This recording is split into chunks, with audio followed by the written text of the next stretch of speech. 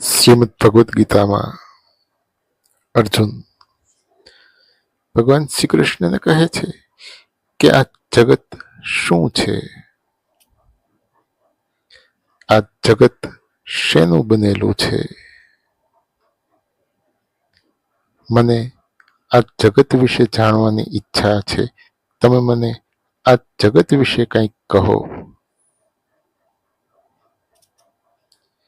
ભગવાન શ્રી કૃષ્ણ કહે છે, આ આખું જગત જળ અને ચેતન તત્વોથી બનેલું છે.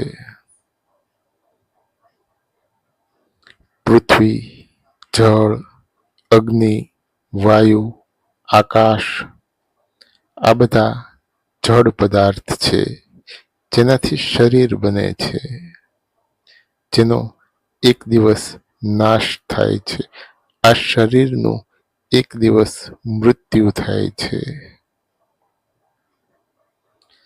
પણ શરીરને ધારણ કરનારો આત્મા ચેતન સ્વરૂપ છે, જેનો ક્યારેય નાશ થતો નથી.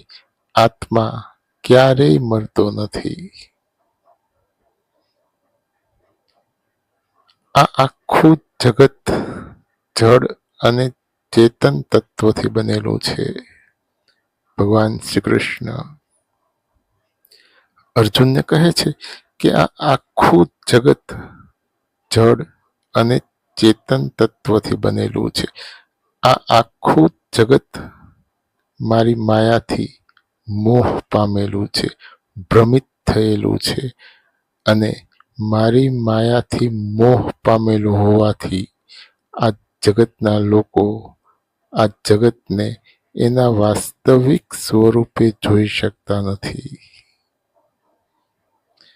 પણ જો કોઈ મનુષ્ય આ માયાના બંધનથી મુક્ત થઈ જાય તો એવો મનુષ્ય આ જગતને એના વાસ્તવિક સ્વરૂપે જોઈ શકે છે. આ જગતને એના વાસ્તવિક સ્વરૂપે સમજવા માટે, આ જગતને એના વાસ્તવિક સ્વરૂપે જાણવા માટે આ માયાના બંધનથી મુક્ત થવું ખૂબ જરૂરી છે. અર્જુન ભગવાન શ્રી કૃષ્ણને કહે છે કે મનુષ્ય આ માયાના બંધનથી મુક્ત કેવી રીતે થઈ શકે. માયાના બંધનથી મુક્ત થવાનો કોઈ ઉપાય, કોઈ માર્ગ તમે મને બતાવો. ભગવાન શ્રી કૃષ્ણ કહે છે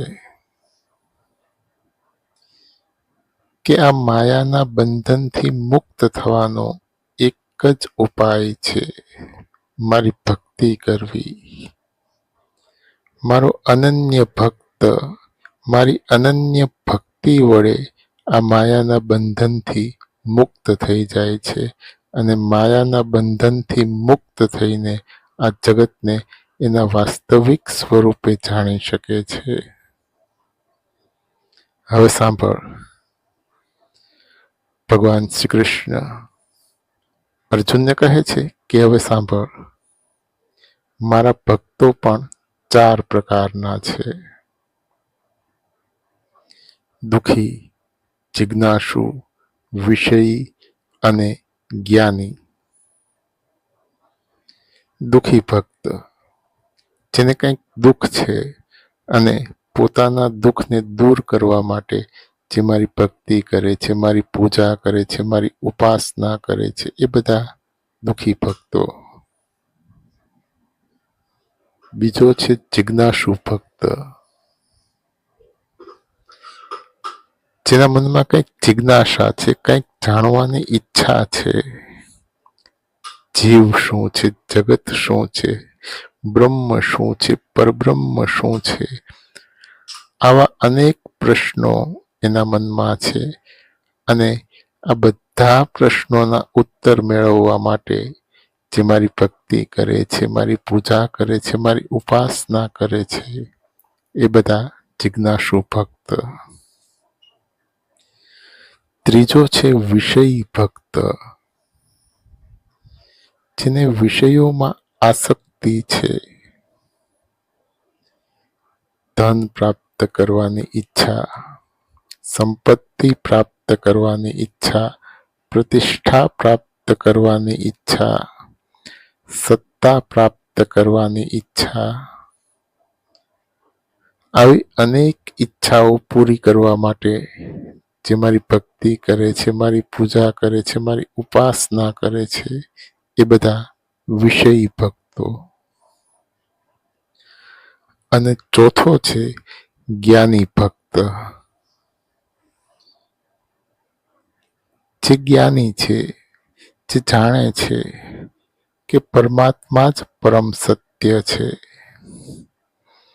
કૃષ્ણ જ પરમાત્મા છે, કૃષ્ણ જ પરબ્રહ્મ છે, જે કૃષ્ણ માટે કૃષ્ણની ભક્તિ કરે છે, એ બધા જ્ઞાની ભક્ત. જ્ઞાની તો મારો આત્મા છે. ભગવાન શ્રી કૃષ્ણ અર્જુનને કહે છે કે જ્ઞાની તો મારો આત્મા છે. આવો જ્ઞાની બ્રહ્મને, સંપૂર્ણ અધ્યાત્મને અને બધા જ કર્મોને જાણી લે છે.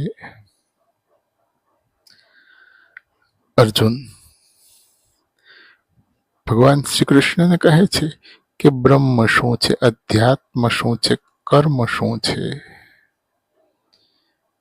ભગવાન શ્રી કૃષ્ણ કહે છે કે નાશ રહિત શ્રેષ્ઠ તત્વ બ્રહ્મ છે, જેનો ક્યારેય નાશ થતો નથી, જે શ્રેષ્ઠ છે એ બ્રહ્મ છે.